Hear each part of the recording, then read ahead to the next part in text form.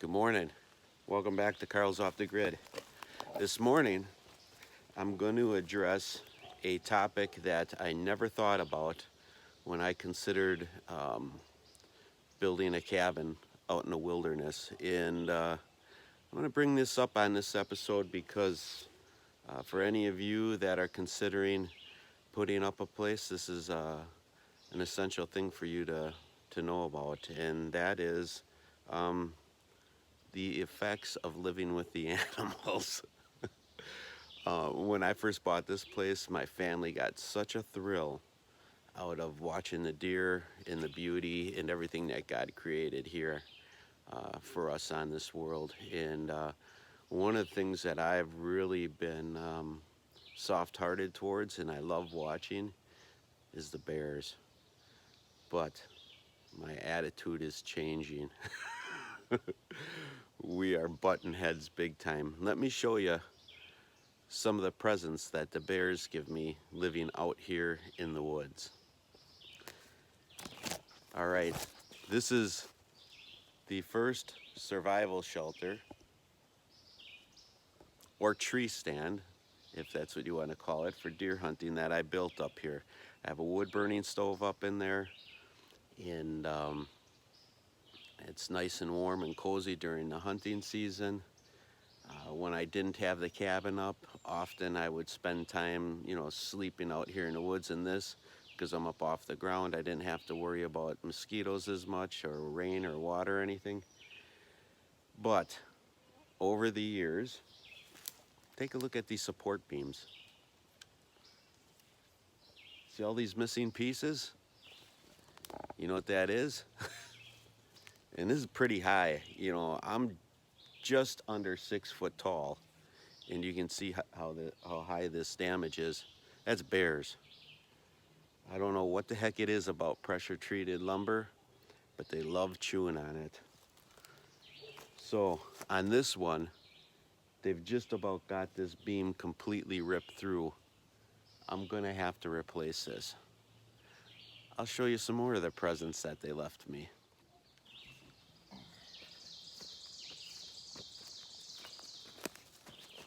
This here is one of the deer feeders that I have. Here our winters were really horrible, and at one point in time it was legal to feed deer.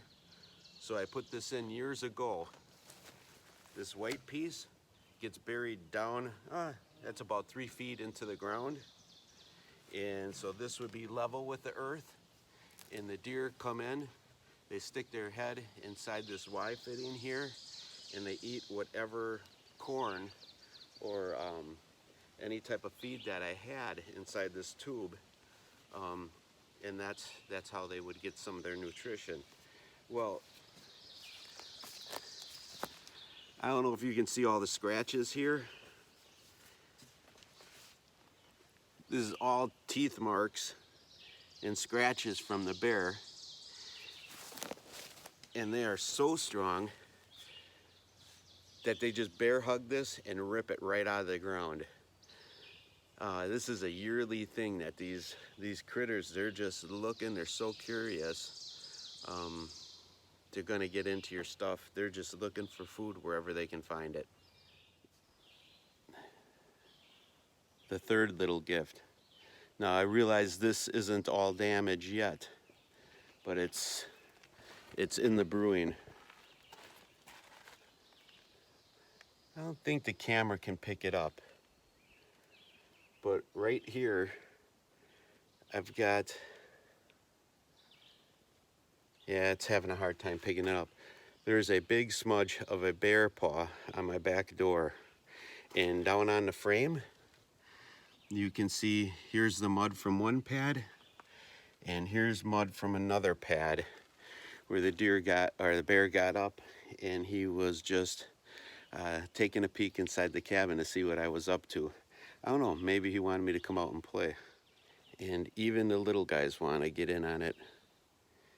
You can see right here on my screen, there's 5 little claw prints.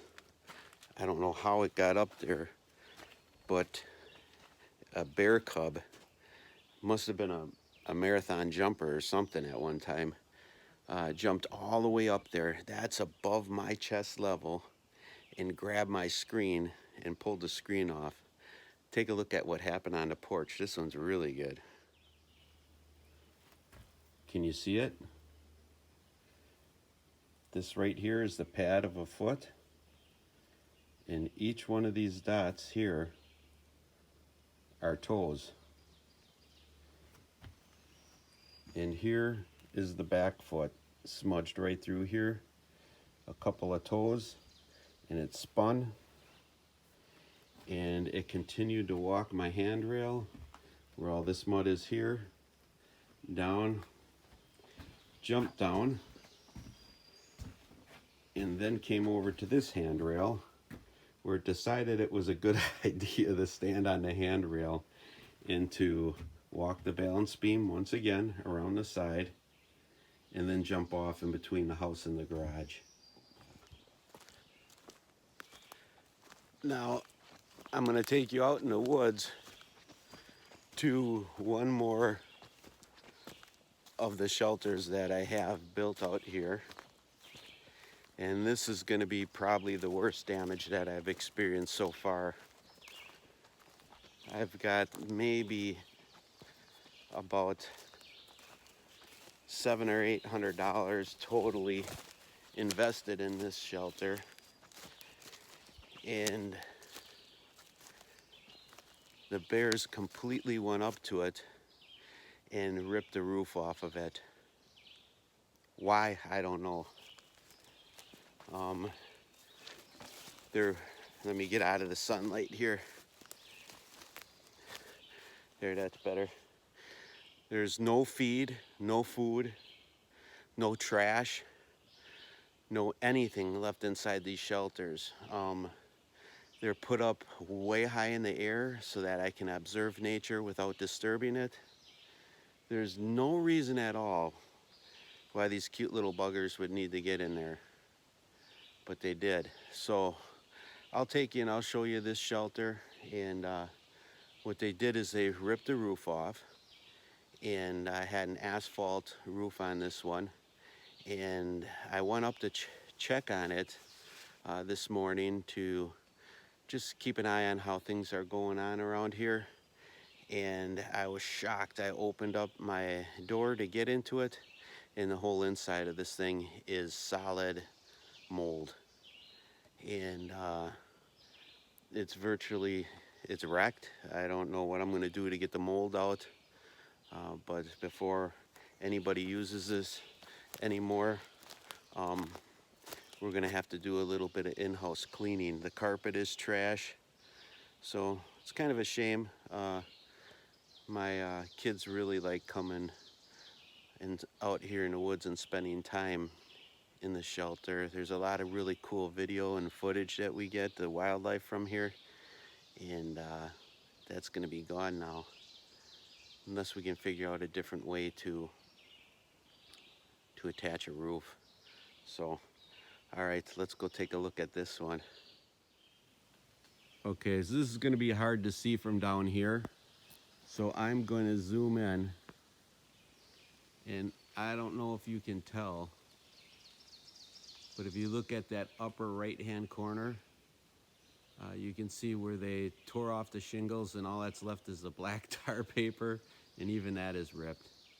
Oh, you got to see this one. This is new too. This just happened this year. Probably the same bear that ripped off the roof. Keep in mind, I'm just under 6 foot. Look how tall that bear was when he was chewing on this leg. That's pretty impressive. Too bad it takes 9 to 10 years to get my bear permit here. I think that one I would definitely sit and wait for. All right, so why do I bring all this up? Let me get you out of the sun. I bring this all up not to complain and moan about the wildlife. I realize we all have to coexist, but it's just some things you want to think about. Before you start investing a ton of money in your property, realize that there's going to be unseen things that are also going to be affecting your investment, such as bears. All right, let's go up inside and I'll show you how this one's destroyed. And not only did they destroy it when they tried ripping the roof off, but now I got wasps up in there and they're making that home as well. So I'm gonna have to figure out how to get their nests out without getting stung. Okay, I know the lighting isn't the greatest in here, but I want to show you this. This stand is this is the newest stand I have. It's only a couple years old. Look at the floor. It's all mold and rot. And it stinks so bad in here that my eyes are watering already and it's getting a little hard to breathe, so I'm gonna get out of here. I don't think this is too healthy to sit in here. But yeah, let me put the camera up a little bit higher and I'll see if I can get a little better view of the damage. You can see the carpet's all rotten. I got mold starting on its seat up there. Sorry for the footage, it's not the best, but at least it'll give you an idea what I'm dealing with. Check this out. There's a tin that I got to put on the roof. This is recycled tin. My neighbor saw it running when he ran over to the dump, just laying there off to the side, and I had told him of the dilemma that I was having, so he picked it up for me. I've got a free roof that's going on this project. But what I really wanted to show you, I'll stand in the sunlight and I'll put this where we can see. See this blade? It's a Diablo. I'm not sponsored by Diablo, but this is one of their metal blades. And I can tell you, I use their blades for cutting through cast iron at work. And this company, I don't know what the heck they put in their cutting blades, but they're just incredible. They cut through absolutely everything. So.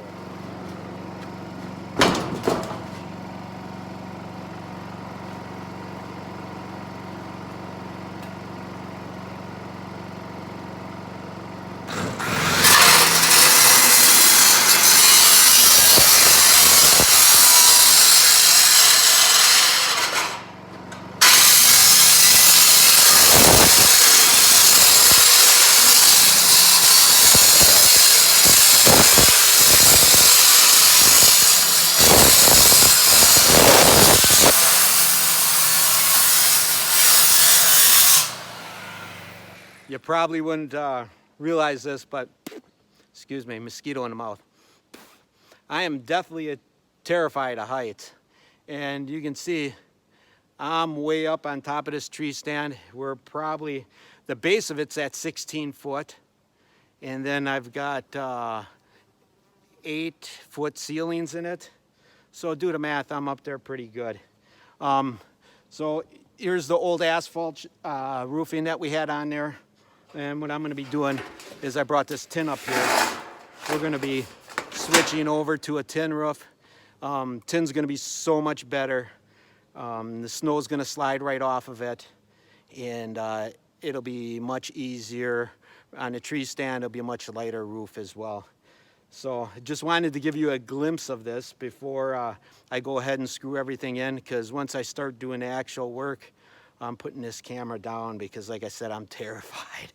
So. Okay, folks, I got my feet back on the earth. You can see up at the top of the tree stand there. Let me zoom it in so that we don't have so much glare. You can see I got the steel roof on, and notice the amount of overhang I have. I made sure I put extra screws in to hold it down so the wind doesn't get underneath that and rip it off. And now if a bear wants to go up there, he can go up there. But if he does choose to go up there, that steel probably isn't going to feel too good on his paws. So hopefully that'll convince him that that's not really a place to spend time. So anyways, another project done and complete. We got the roof on the tree stand. Like I said earlier in the video, if you have any comments on how you think we can keep these bears under control, list them in the comment section. I look forward to reading what you have to say about this dilemma. So we'll see what this does now. We'll see if the bears decide that they don't want to have anything to do with these stands. Sorry about the wiggly camera, but I've got mosquitoes everywhere on my hands. So anyways, like I always say, I'd like to thank my subscribers for tuning in. Thank my new subscribers for subscribing to me. If you don't mind, give me the thumbs up, or if you don't like it, give me the thumbs down. Either way, I get credit. So appreciate you joining with me, and we'll catch you next week on Carl's Off the Grid.